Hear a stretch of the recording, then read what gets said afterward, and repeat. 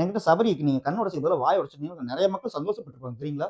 இன்னும் ஃபேன்ஸ் உங்களுக்கு அதிகமா இருப்பாங்க. என் தலைவன் வாழ்கடா நானே உங்களுக்கு பயங்கரமா நானே போஸ்ட் ஃபயர்லாம் விட்டு பாம் எல்லாம் சதற விட்டுருப்பேன் நானு.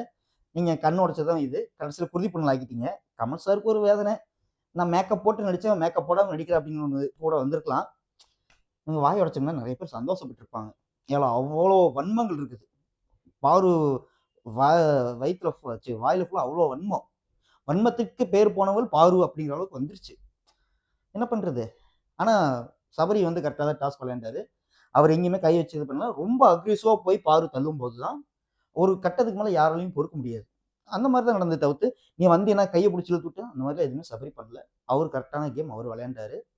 பாரு தான் வேணும்னே இது ட்ரிகர் பண்ணி விட்டு, ஆ மென் ஹேண்ட்லிங் அப்படிங்கிற வந்து முன்னாடி வைக்கிறாங்க. அப்புறம் பாரு பண்ணது என்ன?